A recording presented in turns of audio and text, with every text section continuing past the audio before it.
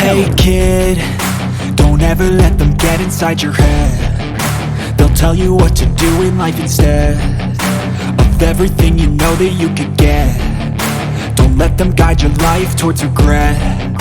I'll fight for what I love with every breath. My past is filled with things I won't forget. I use them all to push me to my best. Hello everybody, Ronald Ray here, your boy with a cornbread accent. Welcoming you to this week's WWE Raw Recap Show.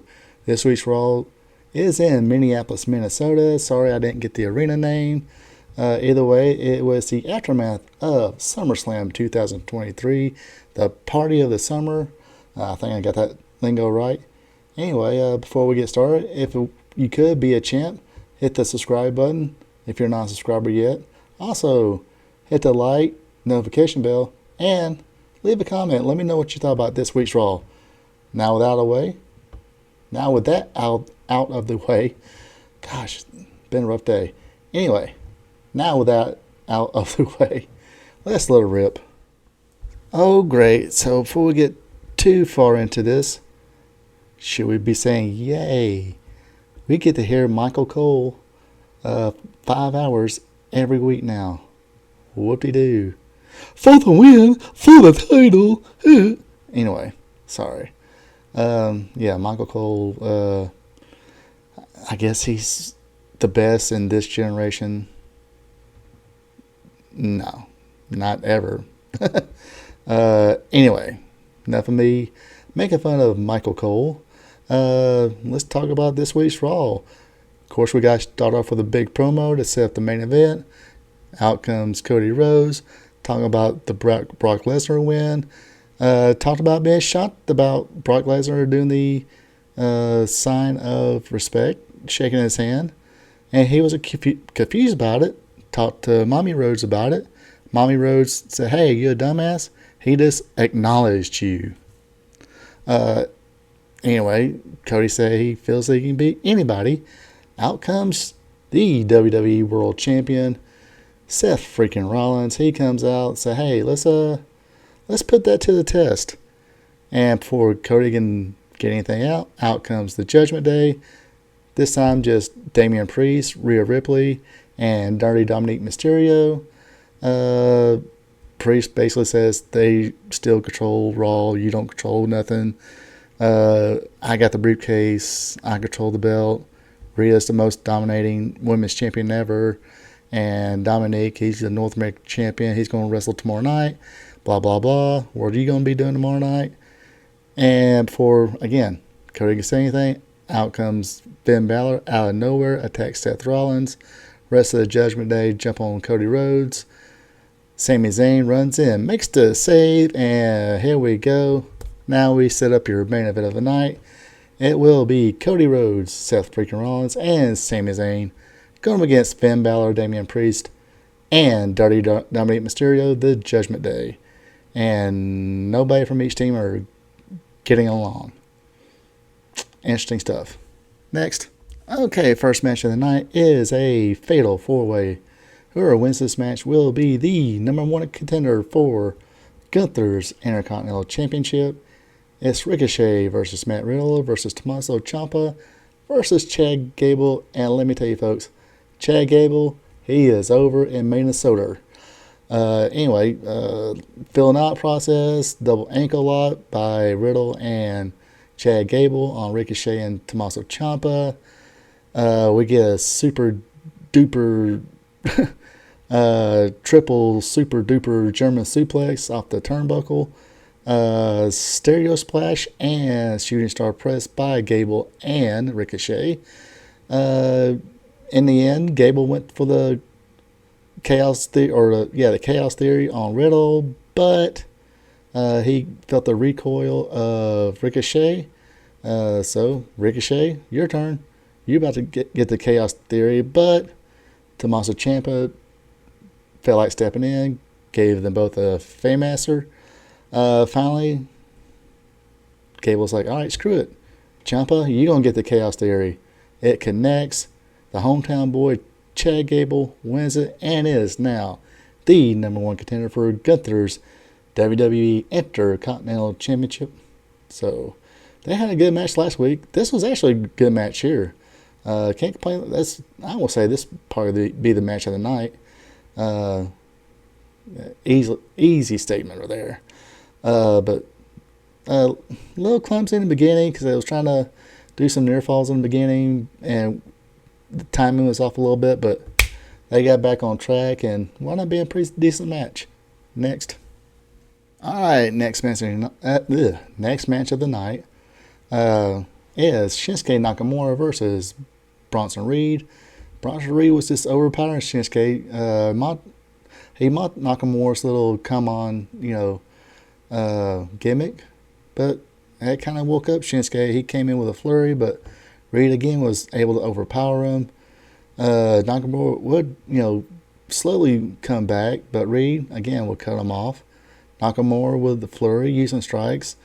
Reed powers back. Liger bomb for 2. He then hit the Death Valley driver. Was going to go for the tsunami splash, but misses. Nakamura hit 2 Kinshatas for the win, clean in the middle. So hopefully that demon of Bronson Reed is off of Shinsuke's back. But, he's having those heel tendencies. But didn't cheat here. Decent match. Kind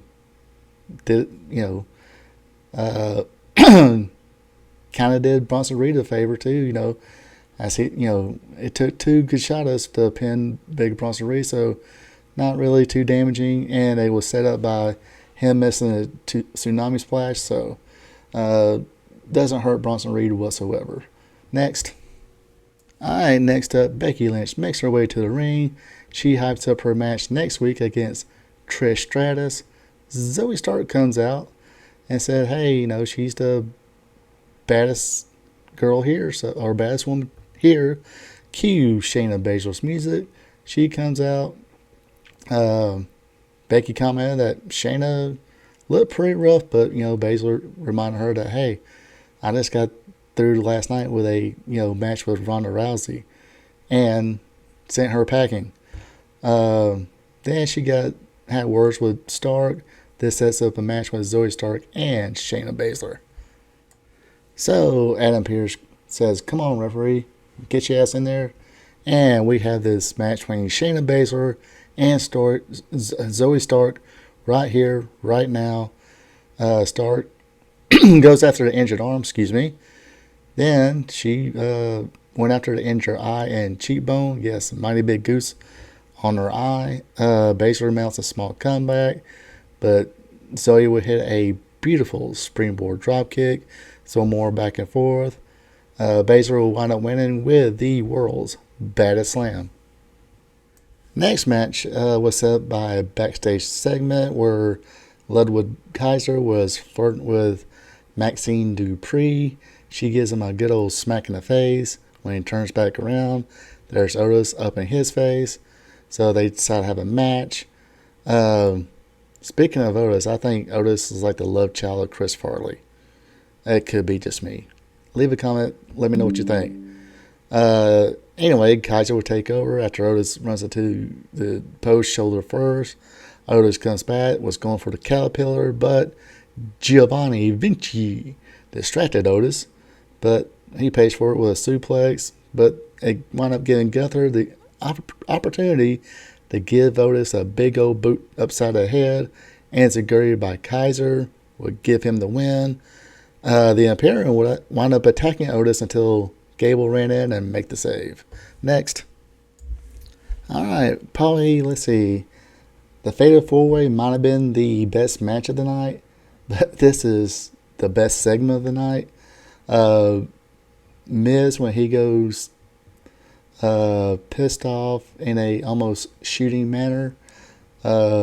Savage Miz, I think I put it in my notes.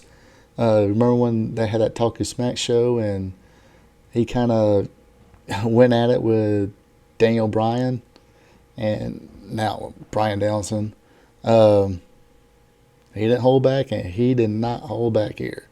He got on the mic, got in his feels, says he's not happy. LA Knight getting all the love.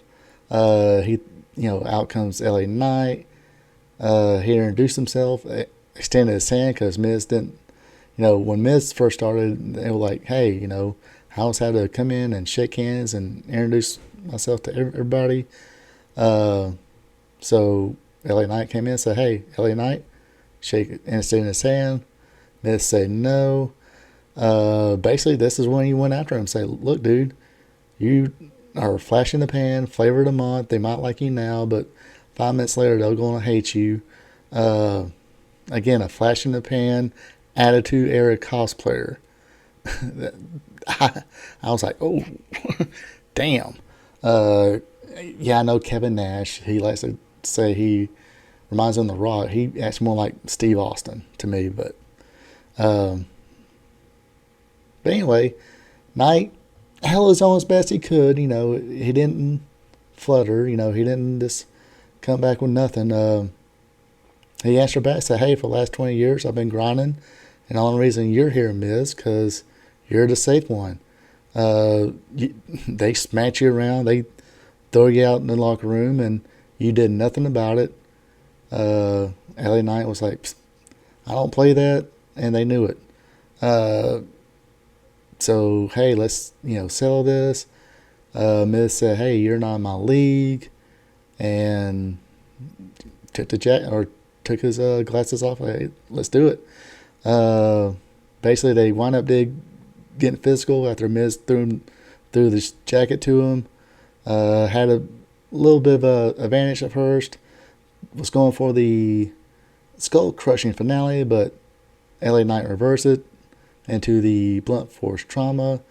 I was into that segment, so looks like Miz will be don't think it's going to be a long feud. If it is, I can almost see this match going to SmackDown and they're having a match there, or if it goes to the pay-per-view, maybe that long just to put LA Knight over. I almost look at this as a test. They knew Miz, if he's in that mode, he can do it. And they want to make sure, hey, can you hang with almost anybody on the mic? And he proved he can kind of hold his own. I mean, he definitely didn't wet the bed. So this could be a little interesting. Could be starting at shot to the top next. All right, next match, tag team match here. Viking Raiders against the New Day. Yes, Kofi and Kingston has came back from ankle injury and ready to go. Quick tags in and out, double team on Eric. Raiders took over after a blow to Woods. Then they got the heat on, like I said, got Woods. Hot tag to Kofi. Raiders took back over when Ivor teabagged Kingston, but Kingston was able to bounce back up, counter a powerbomb with a Hurricanrana from Eric. Trouble in Paradise from Kingston. Walking top rope elbow drop from Woods gives the New Day the win. It was what it was. It was